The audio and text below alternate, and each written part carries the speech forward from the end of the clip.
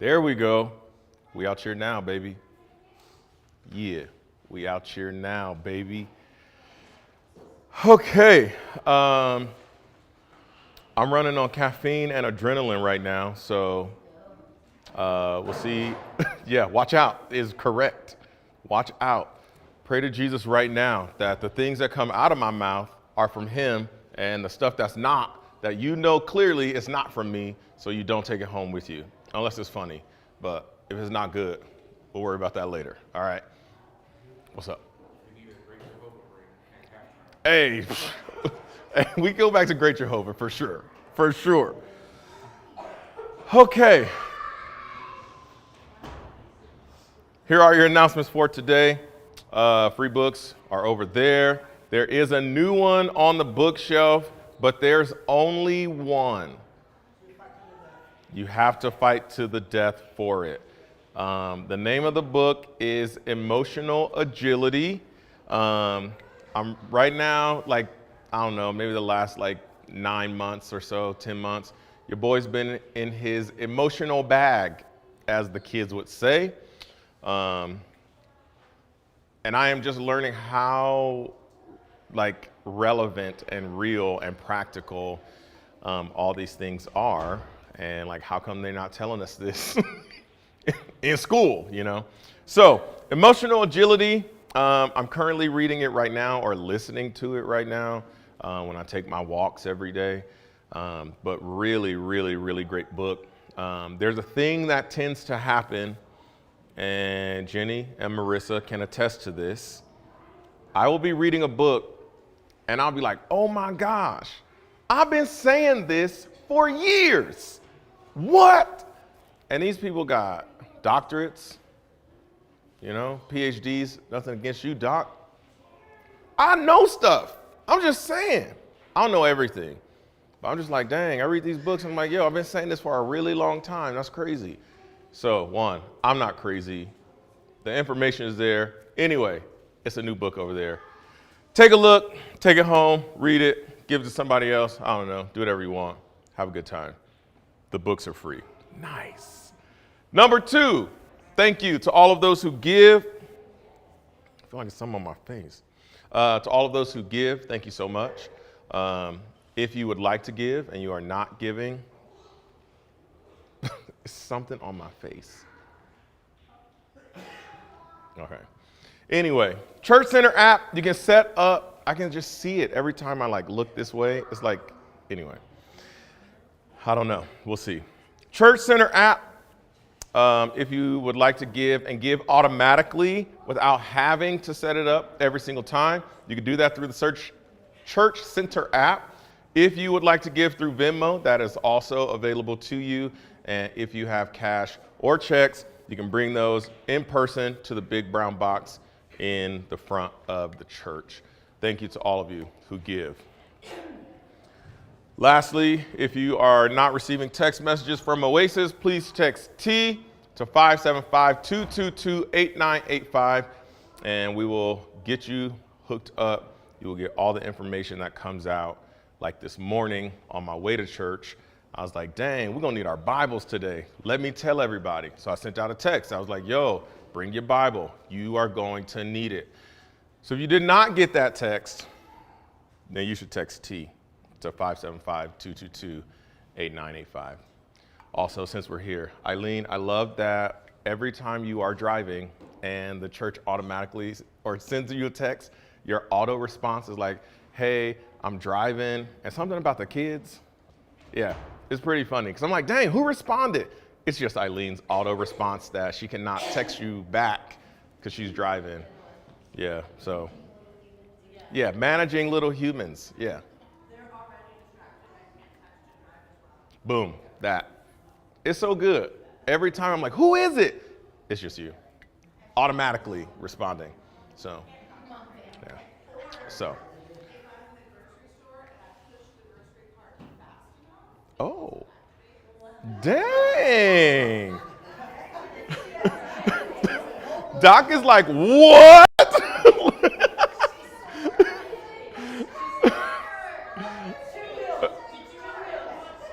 Listen, here's the thing. If you pull up to Albertsons and mom van is in the parking lot, just stay outside until she comes out. But go to the next part. Or, yeah, go to Hoppy. Yeah, because she coming out. It's good. You can't text her? Nah, Dang. I love this church so much. I love this church. Dang, if you see mom van in the parking lot, just come back later. It's gonna be quick.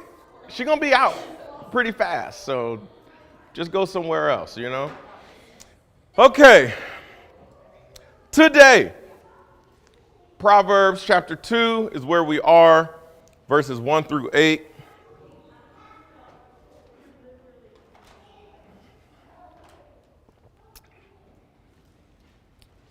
You flirting with me? Why are you looking around? Like, whom else am I going to ask? Oh. You flirting with me? I think it was you. Yeah. Did he tell you yesterday when you pulled up and dropped Riley off? I thought it was you because I thought it was a messy one. So I couldn't see the front. I had my glasses on. Yeah. I thought it was you. Okay.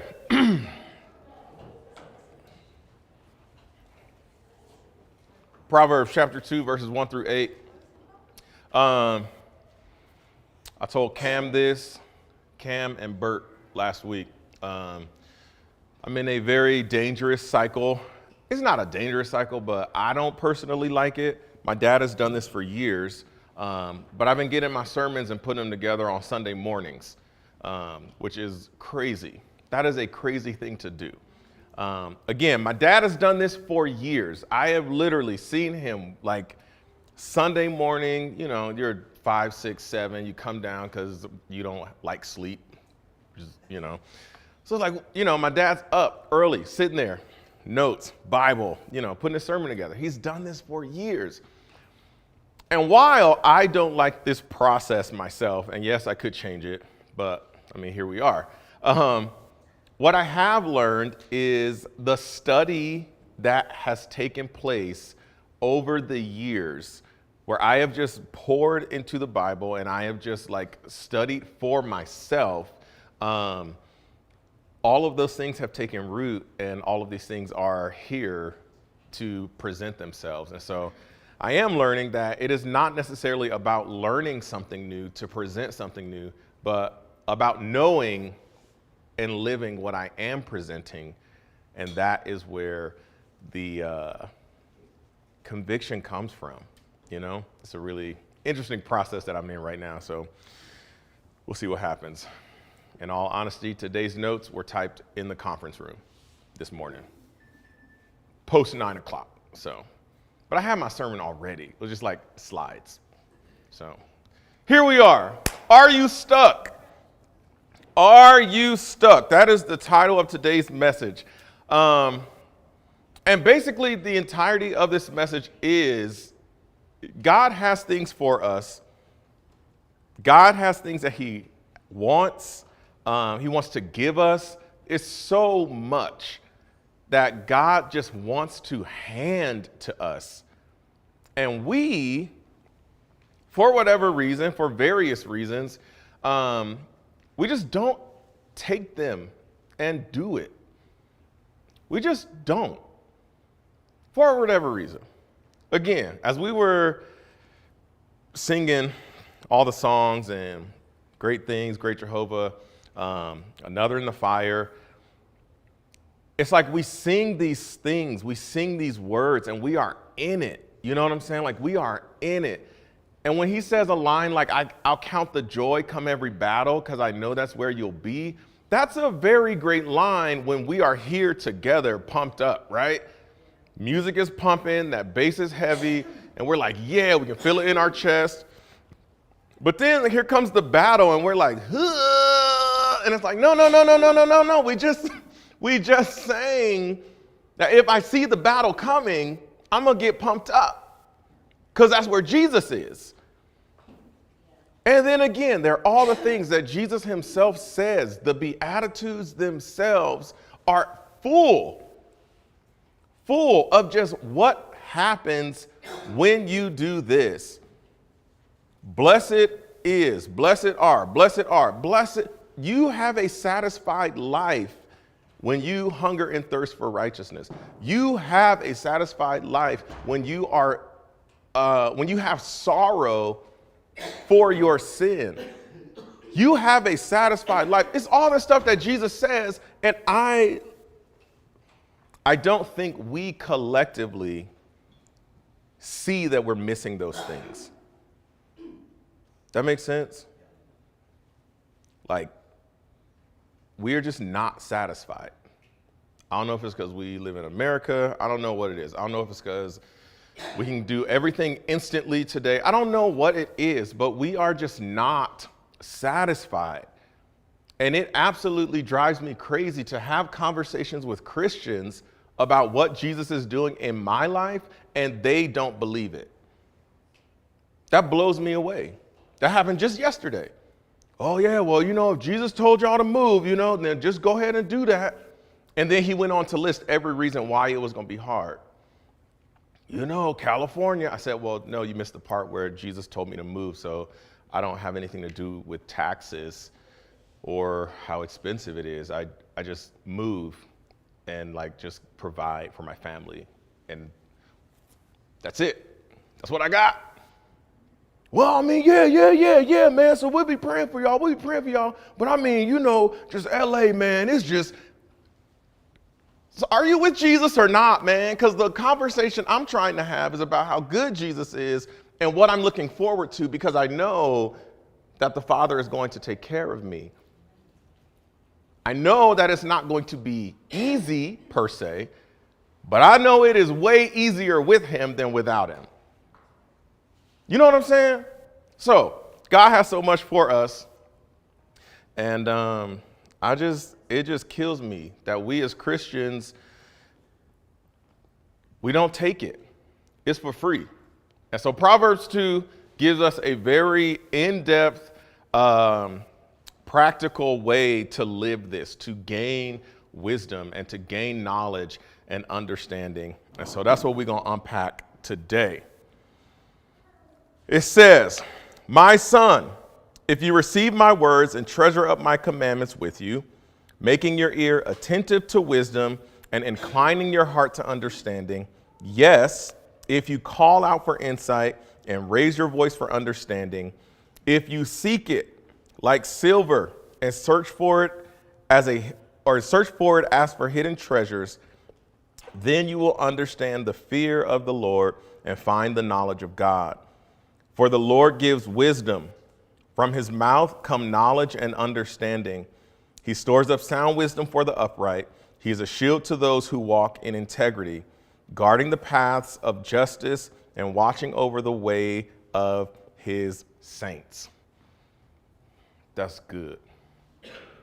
Gosh, I love Jesus so much. Like, he really out here just like, it's free stuff, it's free stuff, it's free stuff. Yeesh. Okay, so first and foremost, to understand all of this, one, God wants so much for us. He has given it for free. Jesus came, died on the cross to bring us back into relationship with the Father. If your Christianity starts anywhere else, it's the wrong place. If your Christianity starts with, I am a sinner and God came, wrong place to start. If the sentence starts, if my whole Christianity is based on, I am a sinner, that's the wrong place to start. While true, yes, but you sound like a 4-year-old explaining anything that their parent just said.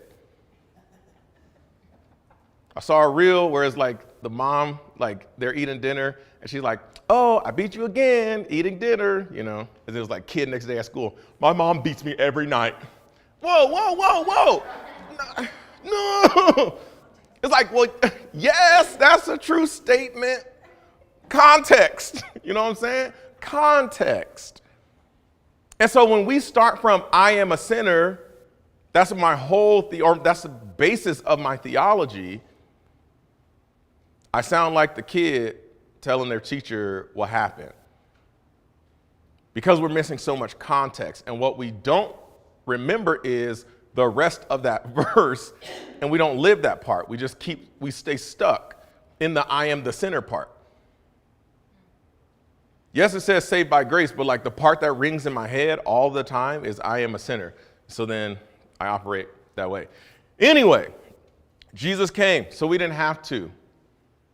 God so loved. He loved us first. 1 John, we love because he loved us first. We had zero consciousness. We had nothing. And he said, man, I really love them. Look at them. Look at all these crazy kids. I love them. They mine. Before we could say anything or do anything, that has to be understood.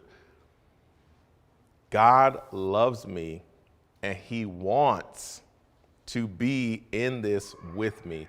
He wants to hook me up with all the things. So, in this chapter, one of the things that God wants to give us in this relationship, because again, we get so spiritual, you know, we live these big Christian lives where we're like, hey, Jesus is in control. He's going to do all the stuff. And I'm just going to pray and everybody going to be healed. I'm going to be floating around Clovis with wings and glitter and my halo because I'm a Christian and that's how this goes. And then we wonder why we have the worst time when any inconvenience comes between that. It's either nothing or let me pray and speak in tongues and lay hands and just fly around all the buildings. But there's a massive gorge between accepting salvation and I guess if you want to fly around the city, sure, great. There's a lot between that God is just like, hey, let's just do this part. And part of that is wisdom. And there are two types of wisdom in this chapter that we are going to look up. If you have your Bibles, you can look them up, they're here. But wisdom itself, and we talked about this all through Proverbs, wisdom itself, again, is this theory, this faraway thing that is for like super spiritual leaders of the church. Wisdom. Oh, he's very wise because he's a pastor. I'm going to tell you right now, that man is crazy. Don't trust anything he says if he's not talking about Jesus or improving your life in Jesus. Don't trust him. And when I say him, I mean like me, Rayford Owens Jr. Just don't trust it. He crazy. Without Jesus, he is not worth much. Jenny will tell you this. Dang, Allison did not have to nod her head that much. Yeesh. Wow. That was like emphatic. She was like, he is preaching. Yeesh. Dang. So, every single person who comes to Jesus is offered wisdom. Every single person who believes in Jesus is offered wisdom. We are offered skills. We are offered abilities to live our lives. And then the second level, we enter the second level of Christianity. Well, now I get the skills and abilities to do something then for the kingdom. All right, what's my calling? What's my calling? What's my calling? We have all heard that. How do I know what my calling is? How do I know? What is it? What is it? What is it? It's just to love people. The rest you'll find out along the way. Love God with everything you have. Love others as you love yourself. So love God, love yourself, and love others. You know how you're loving yourself by how you love others. That is the mission. That's the mission. Love God, love others. And I know how well I love others I know how well I love myself by how I love others. If I'm very critical of them all the time, guess what? I am very critical of myself. If I refuse to reconcile with people, guess what? I refuse to reconcile with myself. I can only love others as much as I'm being loved by the Father. So if I don't accept the love that he has, there's no way I'm going to love others well, and there's no way I'm loving myself well. It's just not going to work. So the skills and the abilities that God is trying to give us is to just love people. It's to love him, and it is to love myself, and it is to love others straight up.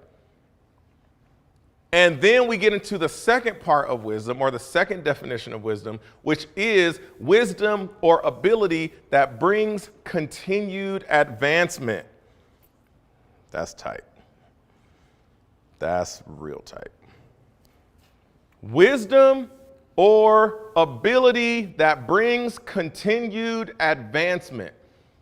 Again, we go so big on this. Okay, I'm gonna make $1 million. No. You're just gonna love people well. You're just gonna treat people how God would actually want you to treat them.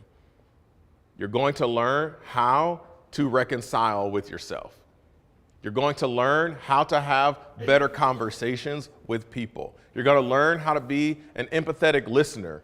You're gonna learn how to say hard things in the best way. Those things continually advance your life, because when you look at the church in Acts, they have this wisdom and ability that it says they had favor with all of the men of Jerusalem. It didn't say that they had favor with each other. We read about that already in chapter 4 of Acts. They were fellowshipping, they were eating, they were praying, they were devoting themselves to the teaching of the apostles. Everybody bringing money together. Who needs something? We're going to take care of them. Everybody had everything in common. We know that part. But just like Jesus said, they will know you are my disciples by the love you have for one another. Crazy that Jesus didn't say, hey, they're going to know you by the love you have for me, which is how most Christians live in America today. Well, I love Jesus, but you don't love other people well, so I don't know how much you actually love Jesus. Sorry. Not sorry. He said it. But the church in Acts, it says that they had favor with all men in the city. So the people who didn't believe in Jesus still looked at them and said, dang, Eric is really out here. I like that guy. I don't know what it is, but I love that man. He's great. He's great. Because Jesus is giving them wisdom, skills, and abilities that were giving them continued advancement in their everyday lives. That's a massive movement of people just showing up, hanging out, having a good time, and it's no fights. Just none. They're walking out, having just a great time. And it's so much that people say, man, whatever y'all need, y'all never make a fuss. Whatever you need, I got it. That's continued advancement. That is continued advancement. Just treating people well. So sometimes you show up to Starbucks on base and you see your coworker who you just always treat well and they bought my coffee on Friday. Continued advancement. We think that the continued advancement are these massive things, so we never look to get the wisdom. We don't look for it because we don't think that it applies to us. But if you believe in Jesus, this applies to you. In this, though, God is offering all of this to us. We good? Cool. I forgot that was there. But I have a massive part in this. Verses 1-5, it starts with, if you, my son, if you, and then he lists all these things. If you receive my words, treasure the commandments, become attentive to, incline your heart, call out for, raise your voice, seek like silver, and search for like hidden treasures. So it seems like a really crazy idea for Rayford to say, hey, I want to have a library at the church where the books are free. Well, why would we do that? That doesn't make any sense. That doesn't help people get to Jesus. Why would you choose books that are not Christian-based books? Because people need skills and abilities to manage and process their emotions. Because people need skills and abilities to manage their money. Because people need skills and abilities to work on their marriage in a very practical way. So we, as Oasis, are going to do our part to make sure that the person who is calling out for or searching like silver can find it. I was telling Jenny this last night. I said to search like silver. We don't search for silver anymore, but we all go to work for silver. We just call them dollars. So I spend all this time every week to get a paycheck. If I just spent half as much time just searching for skills and abilities that are going to continually advance my life, what does my life look like? It absolutely kills me. It kills me that people will come to Jenny and I and tell us everything that is going wrong in their lives. Everything. And then not show up here. Or anywhere, for that matter. I'm going through this, this is what's going on, this is what's happening, and it stops right there. And more than Jenny, I'm the person that's going to be like, well, what you're saying, we trying to change this? Well, I'm just saying. Oh, so this is not a call out for skills and abilities in this situation. This is not a raising of my voice.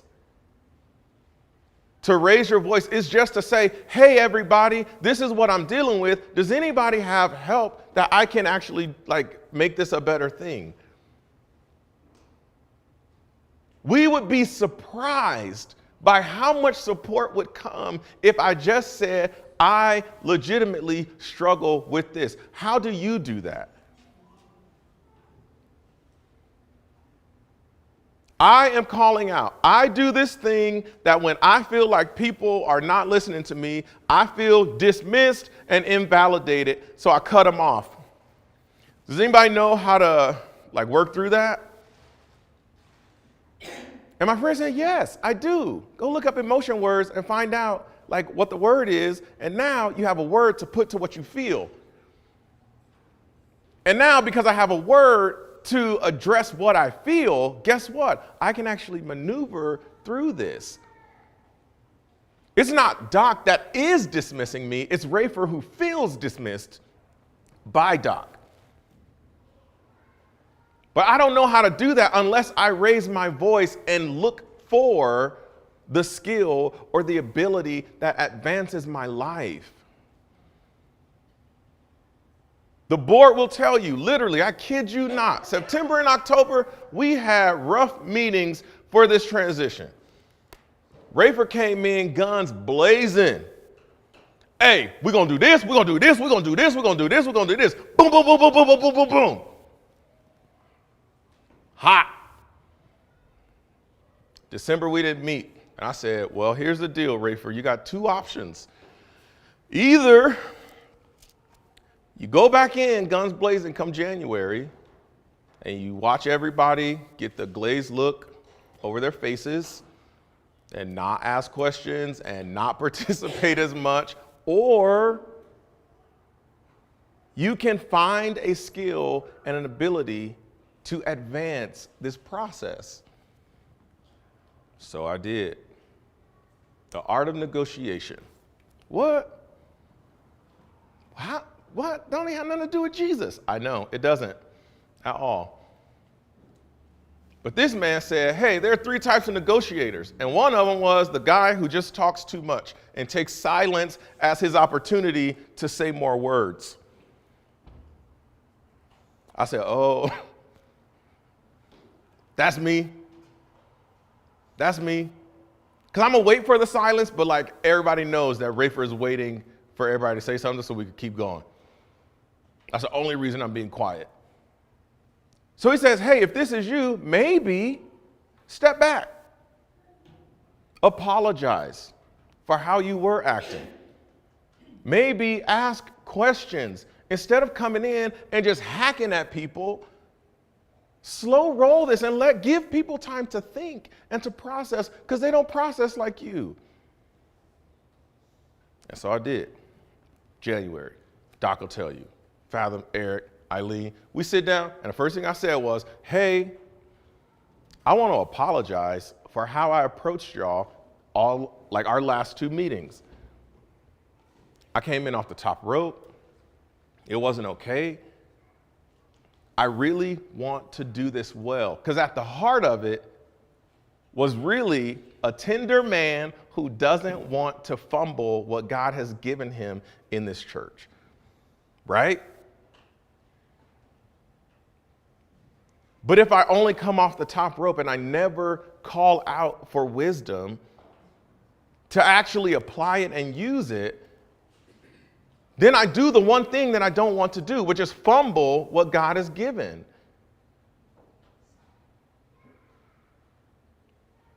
And so again, nobody would say, well, that's really not, that's the love others part. Because now sitting in that meeting, I can go, hey, yes, this is what I would like to do, but how do you think this should go, and how can we get there? And it changes the whole game. In January, was that January? January, at that point, it was our best meeting. I was like, dang, Rafer, you just shut up. Wow. People actually have room to say stuff. And you can be curious. And we can figure this out. But we discount what that wisdom and those abilities can be. And just because I learned these things and I try to apply them, it does not mean that it's going to just work out how I want it to. We're going to talk about that in a little bit. But if I am constantly looking for and calling out and raising my voice, hey, how would you approach this? And just because I asked Cam, how would you approach this? That doesn't mean that I have to do what Cam did. Cam did what worked for him. There may be some nuggets in there. What worked for Amy may not necessarily work for me, but she's already doing something. So let me just figure out how it could work for me. Continually advancing my life, people, situations, relationships, all of it. If I am not searching for it, I cannot get it. if I don't raise a voice to say, hey, can everybody, like, hey, can we, I'm not going to find it. If I only vent and I leave it there, I'm not going to find the skills and the abilities that continually advance the life that Jesus is giving me. That makes sense? So the motive in this, though, is I have to be upright. So verse 6 and 7 says, for the Lord gives wisdom. From his mouth come knowledge and understanding. And verse 7, he stores up sound wisdom for the upright. He stores up sound wisdom for the upright. And this word upright is just upright. And I like this one in particular. What is right in God's eyes? What is right in God's eyes? Righteousness. One, I want to make sure that this is not, I want to make sure you know this is not something that I can create on my own. If I am trying to create this righteousness, it's not going to work. If I am trying to just be upright, it's not going to work. Because it is uprightness of my heart, my emotions, my feelings, my impulses, my desires, my affections. So, if it is what is right in God's eyes, then the approach isn't necessarily, I don't want to fumble this, Lord. The approach is, I want to love the board that you have given how they need to be loved so that you can do in them what you intend for your church anyway. So maybe, let's rewind, art of negotiation. I'm going to go in there and I'm going to run this from a sneaky backdoor negotiator mindset way. That only further kills what God is trying to do in me. That makes sense? So if I read it to only get what I want to get, then it's not going to work. Even if the thing I want is, I don't want to fumble what God has for me. What God has given to us, I don't want to mess that up. So y'all need to, no. That's not the way to do that. That's not an upright heart. That's not what's right in God's eyes. It's not. And so even if you go in saying, hey, I'm going to get some tools because these meetings going to go how I want them to go. And then, well, there's the negotiator who just runs his mouth too much. Yeah, you can't point no fingers there, baby boy. You cannot. That's two thumbs and who talked too much? This guy. But the uprightness then says, oh, this is not about them. This has nothing to do with them. This has everything to do with my righteousness before the Father.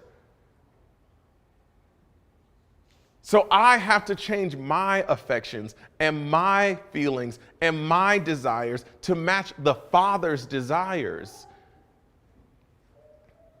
So every single time, if I am looking to reconcile so you know that I was right, nope.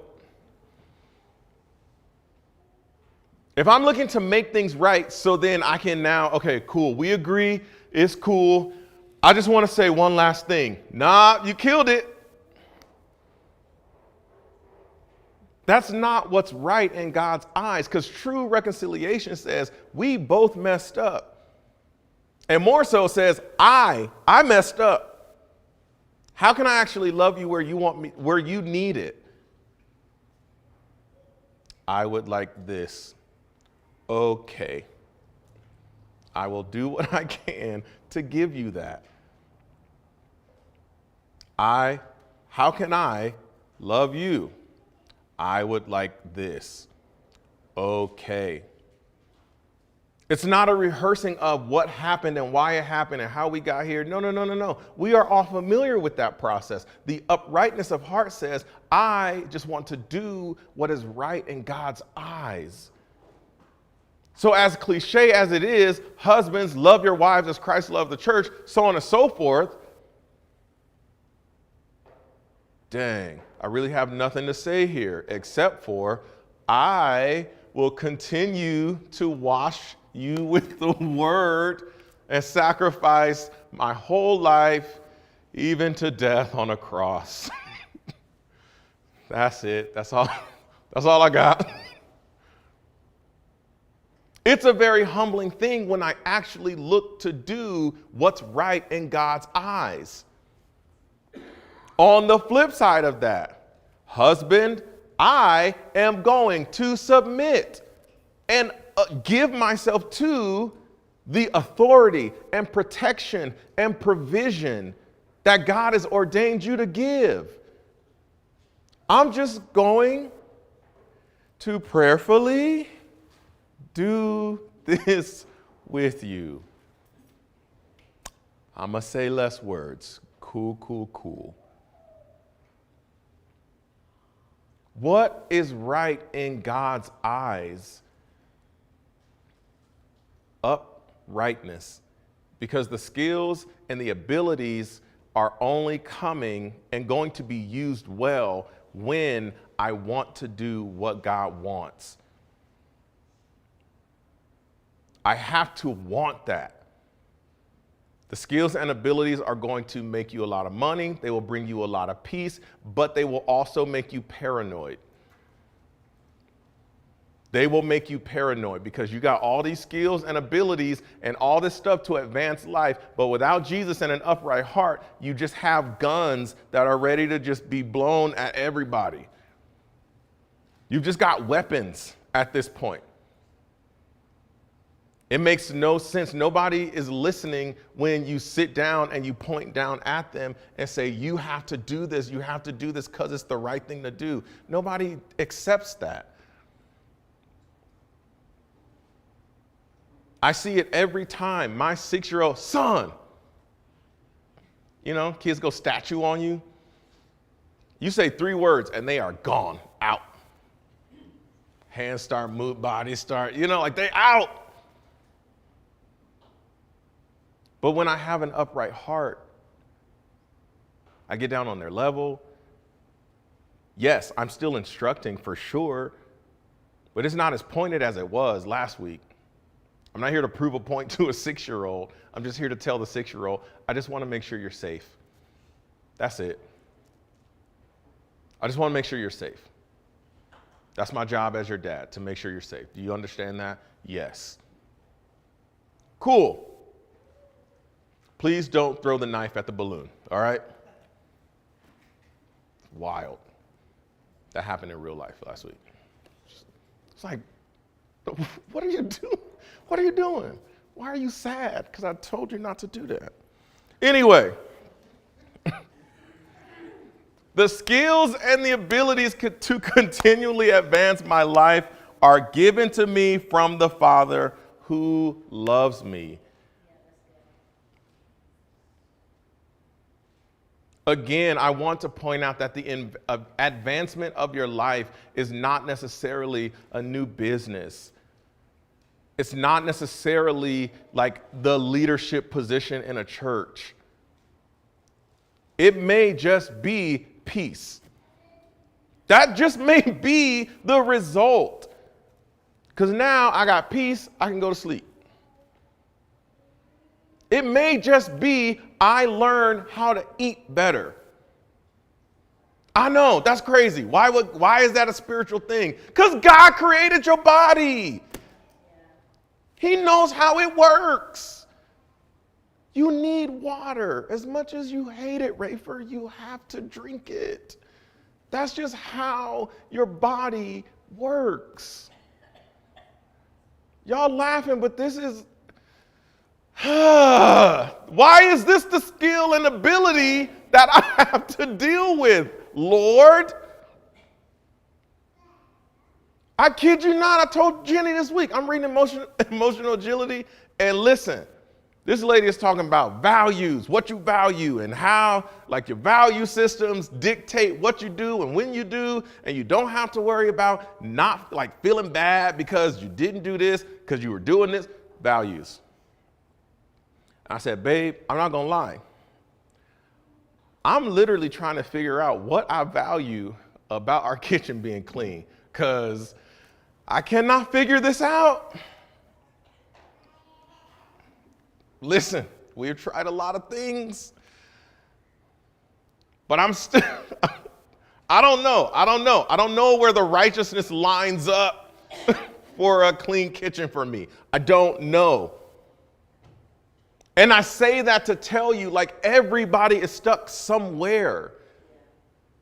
We're all stuck somewhere. It's not just I'm stuck in my relationship with Jesus, or I'm just stuck in my marriage, or I'm just stuck on bad behaviors. All of us are stuck somewhere.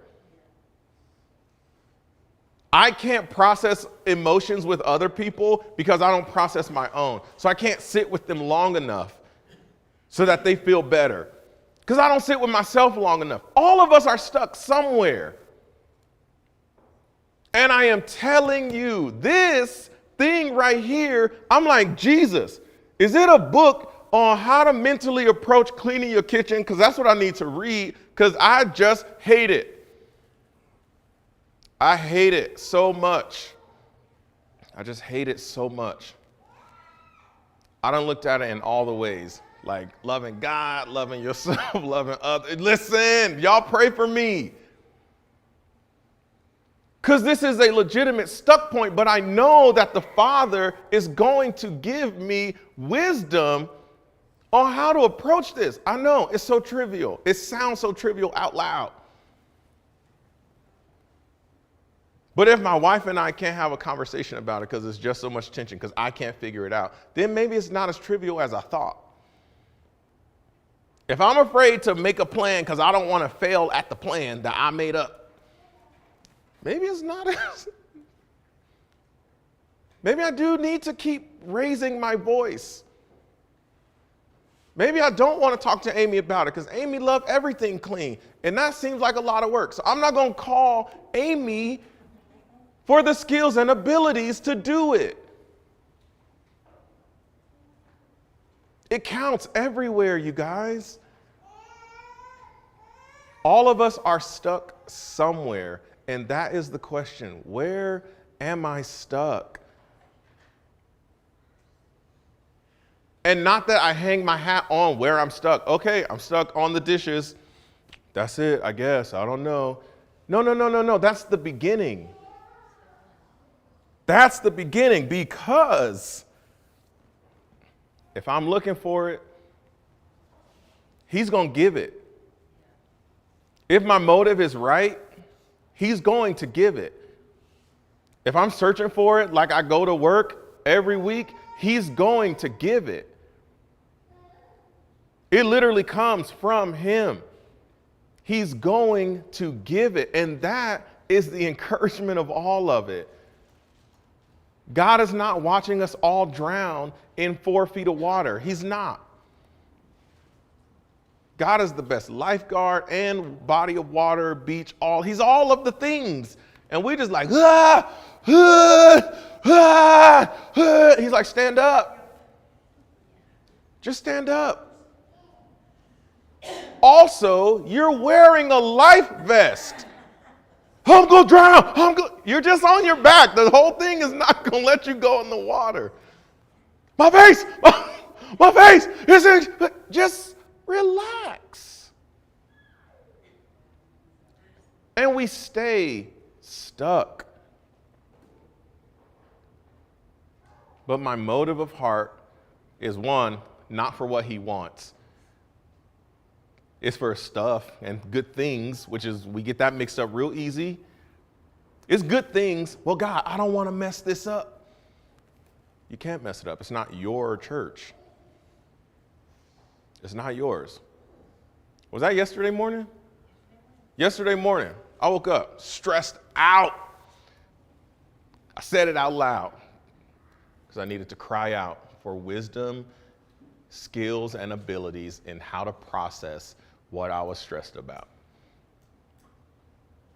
Jenny said, what are you stressed about? I said, I just feel this. I have built my entire pastor situation on being real and authentic And I feel like I'm holding back because I want to talk about LA and yada, yada, all this stuff. Like I feel like I'm being dishonest. I'm going to do this. She said, well, you probably shouldn't. I said, I know. I got to get the like unrighteous stuff out. So, you know, I'm going to say this. I'm going to do this. I'm going to do this. Y'all only laughing because you know it's true. But I got to get all the unrighteous stuff out so I can get to the actual heart of it. Yes. We talk about it all the time, being tried in the fire. I was watching, stay with me. So I was watching these guys like melt down aluminum to pour into ant hills, and then they like, you know, dig it out, clean it up. They make these things, you know? Have you seen those? Eileen? Oh. I'm going to send them to you so you can see what I'm talking about. But they have this like container thing. They have this container thing where they put these blocks of aluminum into this jar, and it goes in, and it's like so hot.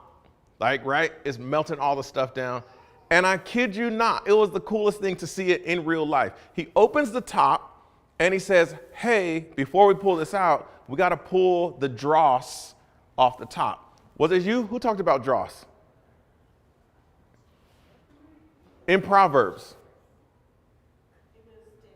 Was it Danielle? Okay, but we talked about dross and being tried in the fire. The impurities come up to the top, and you have to scrape them off the top. Literally, I watched this man, before he poured this molten aluminum into this anthill, he just scooped all the impurities right off the top and just put it to the side. No problems.